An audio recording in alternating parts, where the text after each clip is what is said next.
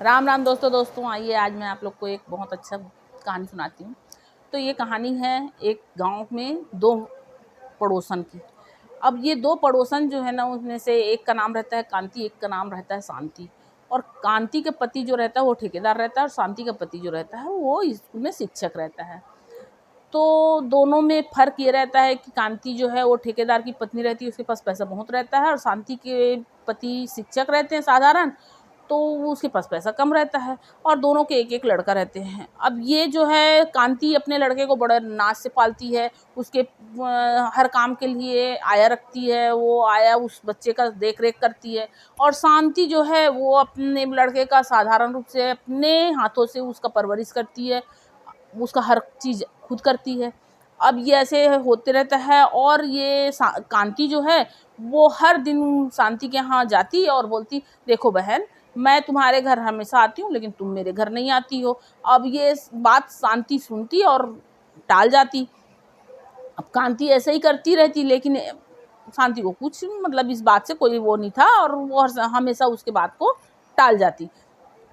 एक दिन दोनों के लड़के जो हैं वो बाहर पानी में खेलते रहते हैं, और खेलते खेलते जो वो कांति का लड़का है, वो कांति जैसा ही व्यवहार रहता है उसका, तो वो शांति के लड़के को परेशान करने लगता है। जब परेशान करने लगता है तो शांति का बेटा जो है वो कांति के बेटा को बोलता है, देखो तुम मुझे परेशान मत करो, तुम मुझे परेशान करोगे तो मैं, तुम्हारी मम्मी मेरे घर रोज आती है, मैं उनसे तुम्हारी शिकायत करूँगा।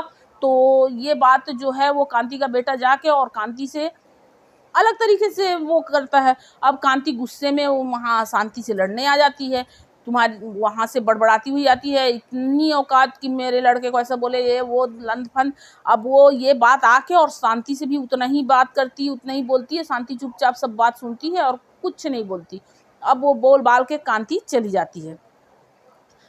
उसे जाने के बाद शांति अपने मन को शांत करती है, और अब उसका पति आता है तो फिर बताती है कि देखो ऐसा ऐसा है। तो वो बोलता है कि जाने दो, उसको बड़बड़ाने दो, तुम उसके उसमें मत पड़ो। अब ये ऐसा, ये तीनों अपने आराम से रहते हैं, कोई फर्क नहीं पड़ता इनको उनकी लड़ाई झगड़े से। और वो सोचती है कि अरे मैं इतना बोल के आई और इन लोग को कुछ फर्क नहीं पड़ता, इन लोग वैसी की वैसी हैं।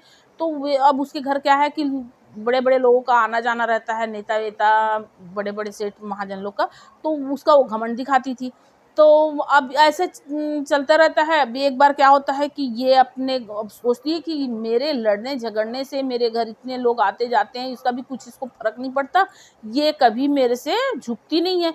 तो ये क्या हो, एक बार जाती है अपने रिश्तेदार के यहाँ, तो वहाँ वो रिश्तेदार का दोस्त रहता है, वो इसके पति के स्कूल का जो वो रहता है, मतलब संचालक रहता है।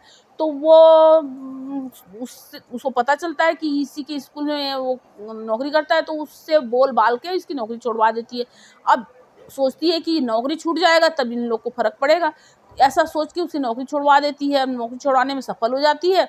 अब तो अब तब भी इनको कुछ फर्क नहीं पड़ता है।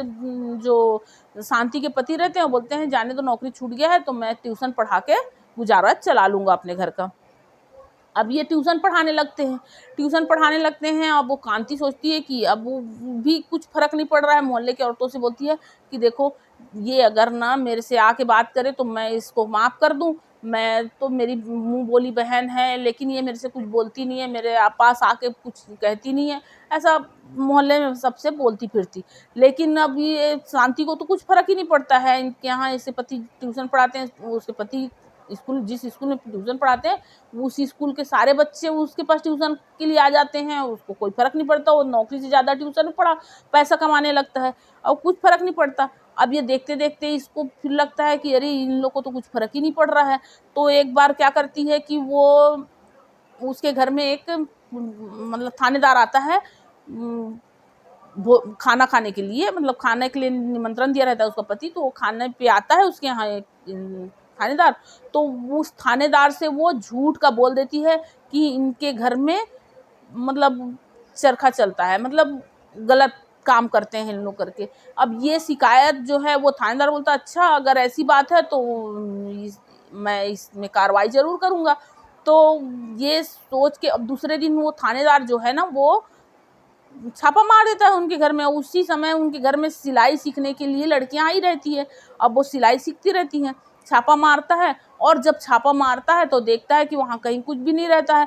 तो ये सब देख के और वो थानेदार जो है वो उससे माफ़ी मांगता है शांति से, और कांति से बोलता है कि देखिए आप ये गलत बात किसी के लिए गलत बोलना या गलत सूचना देना ये बहुत गलत बात है, आपको ऐसा नहीं करना चाहिए था। और इस गलत सूचना देने के कारण वो कांति को पुलिस लेके गई, और उसके पति को भी पुलिस लेके गई, और शांति को बाइज्जत छोड़ के चली गई।